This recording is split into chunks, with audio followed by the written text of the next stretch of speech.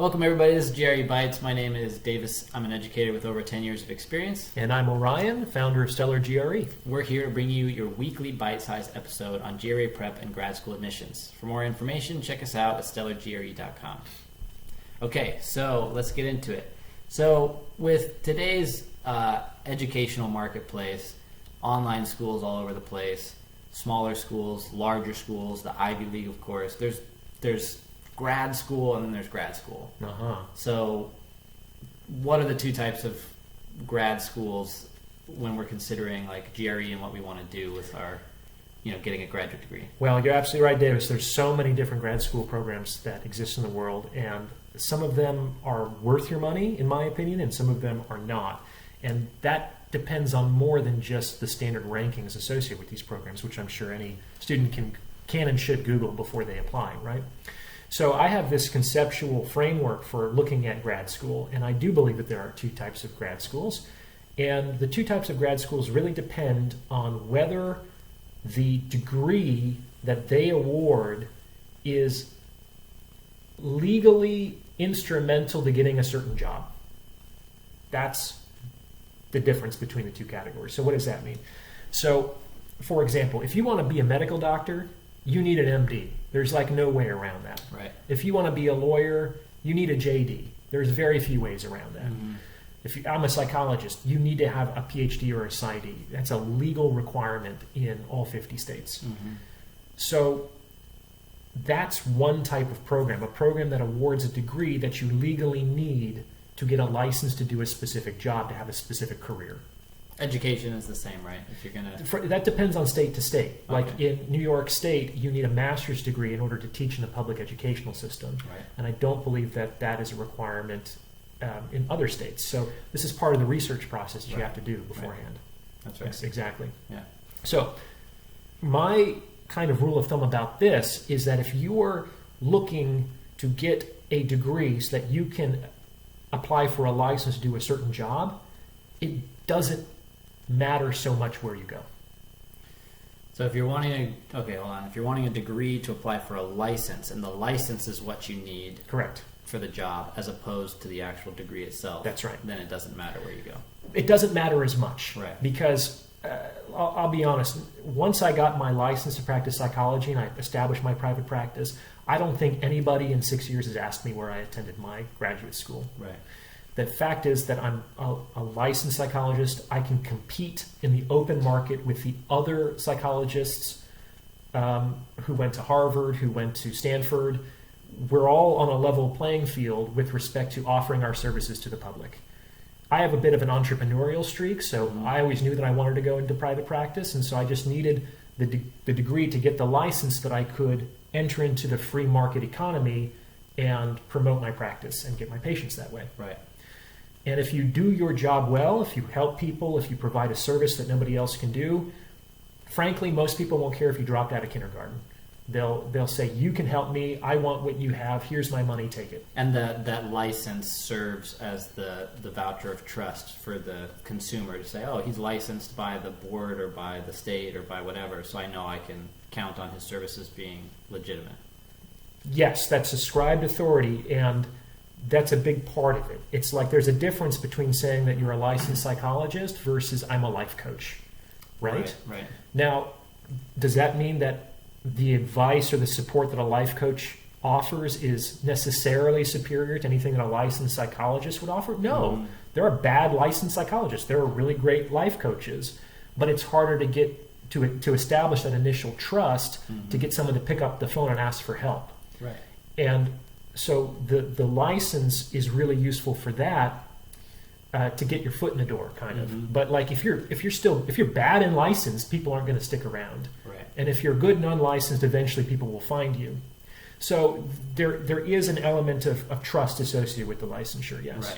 Right. But legally, right, you have to have a license to practice certain jobs. And if that's the goal, is to practice that job, then getting a license is what's going to allow you to do that. So where you get your graduate degree in order to attain the license doesn't have as much importance in the long run. In my opinion, absolutely correct. And so if that's the kind of grad school that you're looking to go to, there are other considerations that I think would take priority over, let's say, the ranking of the program. Okay. What's the most affordable program? Right. What's the one where I can get the degree in the least amount of time? Because every year you spend in grad school, it reduces your overall lifetime earnings. You're out of the marketplace. Right. You want to get in and out as quickly and cheaply as possible, all other things being equal. What about location? Is that considered too? It depends. It's like a lot of grad schools are online these days, which Right. works for some people and doesn't work for other people. I moved across country to go to my grad school program, but I also wanted to live where I was moving. I didn't just apply randomly to the top ranked programs and resigned myself to live in, say, Missouri, or, no offense to Missouri, I guess, but not my favorite state in the union. I knew where I wanted to live. Does that make sense? So location, it depends on the people involved. But that's a good news if someone's looking to go to grad school and they want to get this license. If they know the license is what they're eventually needing, they can look for a place more where they want to live and find the cheapest, quickest grad school program in the area of their choice. That's exactly what I did. As opposed to following. I'm very happy that I did that. Nice. I got what I needed. I moved forward. I was able to get out of debt a year or two after I graduated. I have a thriving private practice. Like, I got what I needed from grad school, which is important to consider. Grad school is a means to an end. That's right. And you don't want to linger in grad school, and you want to make sure that grad school is actually facilitating that end, which means you also have to clarify what that end is before you go in. Unfortunately, a lot of folks, especially if they're younger, they can enter into grad school because they just don't know what else to do with their life.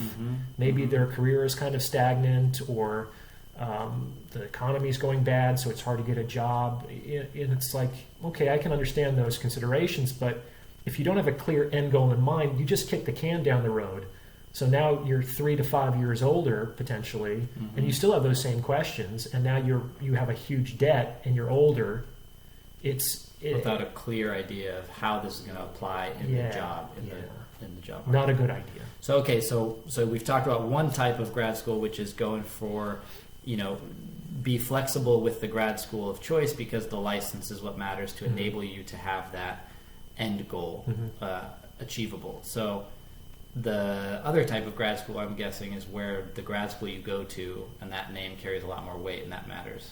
Well, the other type of grad school is one that awards a degree that you don't legally need to do a job.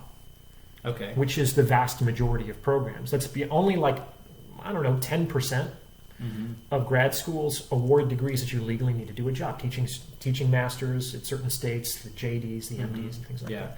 The vast majority of programs give you master's degrees in psychology or MBAs, which you technically don't need for a specific job. A lot of companies, they put a big carrot on a string and say, hey, you'd be more competitive for these jobs if you had the master's. And that could be true if you're just comparing two cold resumes, one against the other. But that also, again, diminishes what's really important about getting jobs, which is who you know, and being able to leverage relationships and networks and experience, and being incredibly good at what you do. If you have those things going for you, you don't need an MBA. That's true. Okay, so with this 90% of grad schools where you technically and legally don't need that degree, it's very, very important where you go. Okay. Extremely important. Because because you don't need it. And so what that grad school is able to do for you is you're basically paying to enter into a kind of a country club. And you're paying to be associated with a brand for the rest of your professional career. Right, Harvard trained. Sure. Some brands have way more power than other brands. Harvard, Stanford, they're going to open doors. The Ivy Leagues, yeah. South Central Florida State University, not going to open a lot of doors. You know what I'm saying? Right. No offense, South Central Florida State University. You know what I'm saying? That's a real university? No, I'm just making it up so I don't get sued. So the point is that some brands open more doors than others, and if you don't need this degree, you're paying for opportunity. Right. You're also paying for network. The network of the people that you meet there. Exactly, because those folks that you form relationships will be your professional network that you're going to be leaning heavily on for jobs and opportunities for the next 10 years of your life. that extended alumni network as well. So you can be kind of like an old boys club. You go into a room and you realize you're both in the same fraternity from, even though you went to school in Virginia and you went to school in Oregon. It's like it's a point of connection that can actually improve your chances of getting that job. So does this apply also not just for the name brand of the school itself, but say there's someone in the field you're interested in that is a distinguished professor or researcher in one of these 90% of jobs where you don't actually need the degree necessarily. If you go to a school and you follow that person, even if it's not a name brand school or an Ivy League, but you get to say, I studied with this professor or this pioneer in the field at such and such university, does that carry as much weight as well? That's an excellent question. That's a bit more subtle, and it can, but that person needs to be real famous within that field. Okay. That name needs to carry as much weight as Harvard or Yale or Stanford by itself. And it's also important to keep in mind is that when you apply to those programs that do have these stellar personages on their faculty, there's also no guarantee that you're going to be studying under that person. Maybe you'll take a class with him or her, but that won't be enough to really associate with the brand. Right. So generally, I think it's a good idea to favor a strong brand even over a strong program. This is important to keep in mind. Not all grad programs at Harvard are fantastic. Right. But Harvard, everyone in the world knows what Harvard University is. You know what I'm saying? So even if it's like a 40th ranked program, I don't know, in maybe dentistry. I don't know if Harvard has a good dentistry program. Maybe it does, maybe it doesn't. But that's probably something that you need a license for. So let's say paleontology. You probably don't need a degree in paleontology to become a paleontologist. I don't think that's a legal designation. And maybe Harvard doesn't have a top-ranked program, but it's still Harvard. And you get to be associated with that. That's right. So that's kind of it in a nutshell, is think about what your goals are. Do you need this for a job? If so, get in and out as quickly as possible. And if you don't, I would not recommend applying for any institution that's lower than like the 15th ranked. Okay. Because the 40th or the 50th ranked program is just as expensive as the 10th ranked program, but it comes at a fraction of the opportunity in the networking. Right. So it is really useful to shoot for the stars when it comes to the second type of grad school programs. Hope that makes sense. No, that makes sense. Thanks for clearing up and making that structural framework of the two different types to keep in mind when we're trying to figure out, where to go. I've done a lot of grad school consulting in the year. So besides doing the GRE prep, I've helped hundreds of students get into their grad school programs. That's valuable information. Well, thank you everybody for tuning in. We'll be back next week for another bite-sized episode of GRE Bites.